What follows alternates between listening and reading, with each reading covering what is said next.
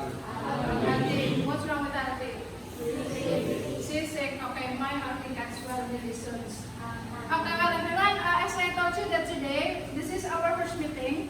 So, before we start, I want to make a simple agreement for this class. Nanti hari ini, kita akan membuat kesepakatan yang sederhana untuk kelas ini, yang nantinya dari kesepakatan itu akan kita jadikan sebagai alat untuk membentuk keyakinan di dalam diri kita. Untuk membangun kelas ini supaya terbangun budaya yang positif. Karena budaya yang positif itu terbentuk dari kebiasaan yang sederhana. Dari kebiasaan itu nanti akan terlahirlah karakter. Karakter yang sudah dibiasakan nanti akan melahirkan sebuah budaya. Maka sebelum kita memulai proses pembelajaran kita selama beberapa waktu yang akan datang, kita akan membuat kesepakatan kelas terlebih dahulu, di mana nanti di dalamnya akan langsung mencakup 2 poin. Yang pertama, kesepakatan yang nanti isinya berupa hal-hal yang ingin kalian jalani selama kalian mengikuti pembelajaran khususnya dengan saya. Jadi mengerti? Oke, yang kedua, isinya yaitu harapan yang ingin kalian harapkan apabila kalian nanti setelah sudah selesai melaksanakan pembelajaran dengan saya. Jadi nanti akan ada target-target yang ingin kalian capai. Dan nanti kita refleksikan di akhir apakah target dan harapan itu bisa tercapai atau tidak. Bisa dipahami? Oke. Untuk berapa hal yang ingin kalian katakan di kesepakatan kelasnya? 1, 2? 2. Oke, baik. Silakan berarti sekarang masing-masing untuk menuliskan kesepakatan yang ingin kalian tuliskan. Bisa dibantu?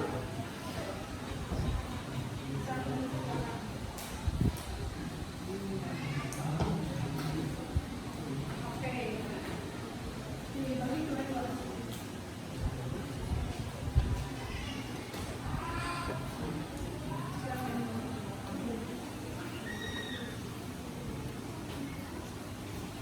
Oke, silakan semuanya menuliskan hal-hal yang ingin kalian laksanakan, ingin kalian jalani, yang nantinya menjadi kesepakatan kita bersama selama proses pembelajaran.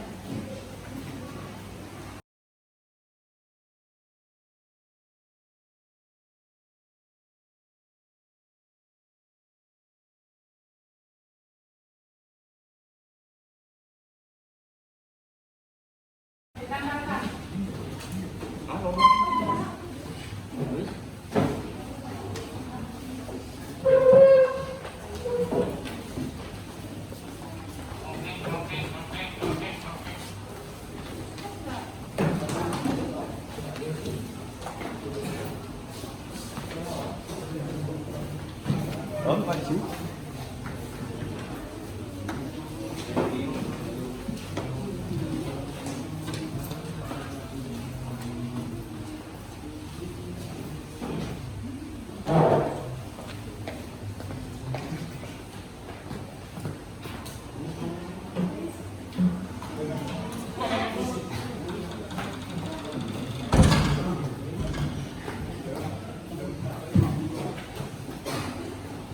Terima kasih. Ini kesepakatan yang nantinya akan kita jalankan. Kita cek dulu apakah kesepakatan ini bisa diterima oleh semuanya atau tidak. Ya.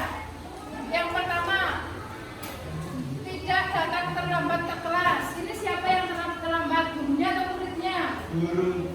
Gurunya atau muridnya? Dua-duanya ya? Gurunya dan muridnya. Tidak ada anak yang datang terlambat dari mana? Habis ke kantin. Dari mana? Habis sholat. Karena tidak tepat waktu. Setuju tidak terlambat? Oke. Kemudian tidak tidur saat jam KPM. Setuju? Oke. Boleh tidur di kelas, boleh membuka masker saat jam pelajaran. Boleh tidur di kelas, apakah diterima? Ya. Tapi boleh membuka masker? Situasional ya. Boleh memang pada saat mendesak dibutuhkan. Jika memang tidak, dipakai kembali. Pasti diterima ya. Oke, kemudian tolong jika KPM jangan berisik. Setuju? Oke, kesepakatan setuju. Jangan mengajak berbicara kepada teman jika ada guru yang mengajar. Setuju. Setuju? Oke, mantap. Kemudian berangkat tepat waktu, mengerjakan tugas, dilarang makan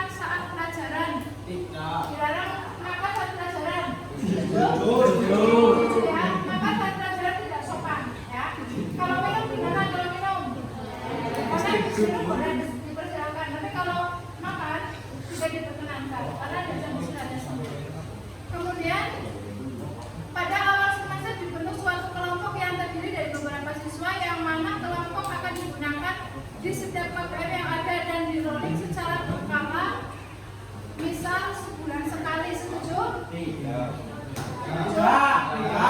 Berapa? Ikut kelompok sendiri. Kenapa? Bikin kelompoknya mendadak.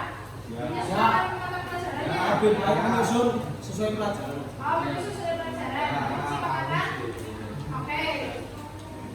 Ingin tenang saat KPM, ingin selalu tepat waktu, sudah tadi ya. Masuk sekolah secara tepat waktu, tidak membuang sampah di kelas. Setuju? Setuju.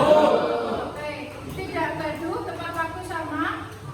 Masuk pelajaran sama. Setiap siswa harus memperhatikan pembelajaran. Setuju? Setuju. Terima kasih kepada guru yang mengajar setelah pembelajaran. Setuju? Setuju. Ucapan terima kasih adalah sangat sederhana, tetapi dapat membangun budaya positif. Padahal kita lupa berterima kasih. Ini sangat bagus. Setuju ya? Oke. Kemudian mengerjakan tugas yang diberikan oleh guru. Setuju? Setuju. Jangan menunda, biar langsung diselesaikan. Kemudian kipas dinyalakan agar dingin. Kipas angin? Kipas angin dinyalakan? Iya. Situasional. Gimana kalau situasional? Kalau memang panas dinyalakan. Kalau memang dingin sedang hujan dimatikan. Setuju? Setuju. Oke, setuju. Kemudian dilarang cair sesama teman. Berarti ada yang suka cair di sini. Nanti yang merasa suka cair atau yang mau kalau temannya cair, aturannya ada di kesepakatan kita. Berarti harus dijalani. Setuju ya? Oke. Kemudian yang terakhir dilarang membuli teman. Setuju? Dilarang membuli teman. Tidak boleh membuli teman. Oke. Dengan kesepakatan yang ada di sana semuanya setuju? Oke, baik. Kesepakatan itu nanti akan saya tempel selamanya di papan belakang biar nanti menjadi pengingat buat kita semuanya. Barangkali ada yang kelupaan, kita ingat kita punya kesepakatan yang harus kita jalani. Dengan menjalankan kesepakatan itu nanti lama-lama membentuk suatu kebiasaan. Terbiasa menjadi karakter. Setelah menjadi karakter nanti akan membentuk budaya kok. Oke, baik. Sekarang yang kedua, saya ingin kalian melukiskan harapan atau asa kalian setelah mengikuti proses pembelajaran. Saya yakin kalian punya impian masing-masing. Kalian menginginkan menjadi apa, menjadi seperti apa, menjadi siswa yang bagaimana.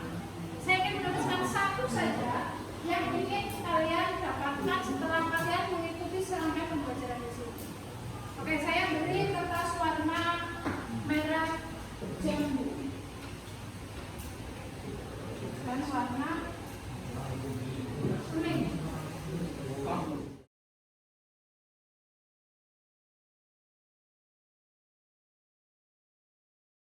Selesai menuliskan keinginan kalian, silakan yang sudah bisa mulai menempelkan asa kalian di papan yang berwarna ungu. Asik, aku.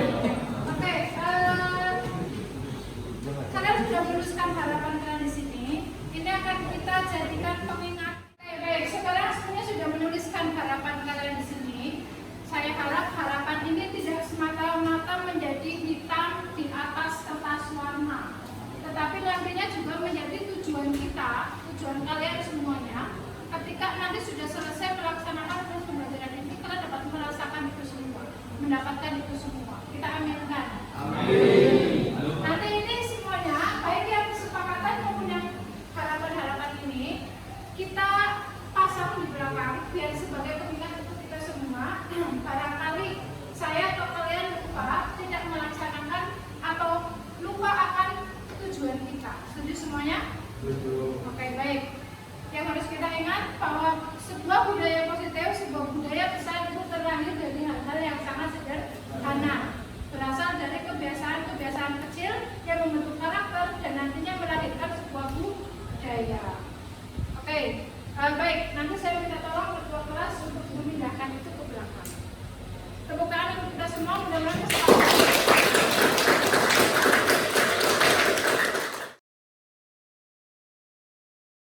Kebutuhan dasar manusia. Nah, terkadang kita lupa bahwa murid itu adalah manusia. Kita kadang berpikir bahwa murid itu sesuatu atau hal yang harus nurut akan semua keinginan kita. Kita kadang lupa bahwa mereka itu manusia yang tentunya punya perasaan, yang tentunya punya kebutuhan. Nah, di sini untuk mencapai tujuan akhir dari sebuah pendidikan, kita tentu harus melihat kembali apa yang dibutuhkan oleh setiap manusia. Menurut William Glasser, ada 5 dasar kebutuhan manusia. Yang pertama yaitu kebutuhan bertahan hidup. Bahwa di sini siswa kita juga sedang mencari cara ketika nanti mereka sudah selesai melakukan proses pembelajaran, mereka akan menemukan cara bagaimana nanti mereka bisa bertahan hidup. Bagaimana mereka bisa survive di lingkungan mereka, terutama pada saat mereka menjadi siswa, supaya bisa menempuh semua yang harus dijalani pada saat mereka berproses selama di sekolah. Yang kedua, yaitu kebutuhan cinta dan kasih sayang. Nah, di sini kadang kita lupa, kita terlalu banyak menuntut murid-murid kita. Kita lupa bahwa mereka itu perlu kita sayangi, perlu kita cintai, sehingga kadang kita mengabaikan itu. Yang kita lakukan hanyalah kamu harus seperti ini, kamu harus seperti ini. Kita lupa memberikan hati, padahal jelas seperti kata Aristoteles, memberikan pendidikan pikiran tanpa mendidik hati itu bukanlah pendidikan sama sekali. Kemudian yang selanjutnya kebutuhan penguasaan atau pengakuan atas kemampuan. Nah, ini yang murid kita butuhkan. Kadang ketika murid kita itu bisa melakukan sesuatu tetapi belum maksimal, kita mengabaikannya. Kita lebih fokus kepada murid kita yang memang di situ unggul. Anak yang masih berproses dalam menunjukkan kemampuannya itu sering kita abaikan. Nah, kita sekarang harus meyakini bahwa mereka butuh pengakuan atas kemampuan mereka. Ketika mereka sudah berhasil atau belum berhasil, kita harus mengakui. Jadi mungkin kita bisa sambil refleksi bersama nih Bapak Ibu, termasuk saya. Yang pertama, posisi kontrol sebagai penghukum, bahwa guru itu adalah seorang penghukum. Mungkin dari kita, termasuk saya, itu sering menganggap bahwa kita sering sekali memberikan hukuman. Anak telat menumpuk tugas, kita ngasih hukuman. Kamu dikasih hukuman menulis tugas yang kedua, itu berarti sebuah hukuman. Nah, kemudian di sini yang kedua, membuat orang merasa bersalah. Nah, kadang kita tidak langsung memberikan hukuman, tapi kita membuat siswa kita itu menjadi down, menjadi merasa bersalah. Contohnya kalimat yang sering muncul, Bapak sangat kecewa dengan kamu. Berapa kali ibu harus memberitahu kamu ya? Itu kan berarti dengan begitu anak itu akan merasa bersalah. Berarti kita sebagai pembuat rasa bersalah. Kemudian yang ketiga, posisi kontrol sebagai teman, di mana di sini kita sebagai pendidik itu menganggap murid itu sebagai teman. Misalnya ketika menghadapi kesulitan, ayo bantulah ibu ya. Ayo ingat tidak semua ayo ingat nggak semua bantuan ibu selama ini. Berarti kita menggunakan bahasa santai kepada anak. Kita tidak menganggap anak itu lebih rendah dari kita. Kemudian monitor atau pemantau. Di sini berarti posisi guru itu memantau sejauh mana siswa itu berkembang. Misalnya dengan mengatakan ketika anak itu melakukan kesalahan, coba diperhatikan peraturannya seperti apa. Keyakinan kelas, kesepakatan sekolah yang selama ini sudah dibangun seperti apa. Apakah sudah sesuai dengan yang kamu lakukan? Itu contoh. Kemudian yang terakhir yaitu posisi kontrol sebagai manajer, di mana di sini berarti guru itu hanya memanage, mengatur bagaimana siswa itu melaksanakan tugas-tugasnya. Contohnya, jika kamu meyakini apakah kamu bersedia memperbaiki. Berarti ketika anak itu melakukan kesalahan, mungkin kita sama-sama latihan. Nanti saya juga dengan Pak Arif masih sangat perlu membaca lagi, latihan lagi, agar anak itu ketika melakukan kesalahan itu bisa kembali ke kelompoknya, diterima dengan kelompoknya tanpa ada embel-embel ini pembuat kesalahan, ini yang tadi gagal, ini yang tadi habis merusak handphone teman saya dan lain sebagainya. Jadi mereka kembali ke asalnya, ke lingkungannya itu dengan kondisi yang sama atau bahkan lebih baik lagi. Nah, ini ada ciri-ciri restitusi. Yang pertama, restitusi itu bukan untuk menebus kesalahan, tetapi belajar dari kesalahan. Kemudian restitusi untuk memperbaiki hubungan. Kemudian untuk membuat tawaran bukan paksaan. Jadi ketika anak melakukan kesalahan, kita nggak perlu memaksakan anak untuk melakukan perbaikan apa, tapi kita memberikan tawaran. Apa yang bisa kamu lakukan? Apa yang akan kamu lakukan setelah kamu melakukan tindakan ini? Kemudian menuntun anak untuk melihat ke dalam diri, kemudian mencari kebutuhan dasar, kemudian mencari cara yang terbaik, kemudian fokus kepada karakter bukan tindakan. Kemudian mengembalikan siswa yang berbuat salah kepada kelompoknya, seperti yang tadi sudah saya sampaikan. Nah, Bapak Ibu, ini gambaran sederhana tentang restitusi. Jadi ketika kita ingin menerapkan restitusi, 3 langkah sederhana yang harus kita lakukan adalah yang pertama, kita memvalidasi tindakan yang salah. Jika ada anak yang melakukan kesalahan atau hal yang tidak sesuai dengan norma, di situ kita memvalidasi dulu. Kemudian setelah itu menanyakan keyakinan yang tadi sudah dibuat di awal. Itulah fungsinya kenapa keyakinan itu dibuat secara bersama-sama, agar tidak berbunyi sepihak.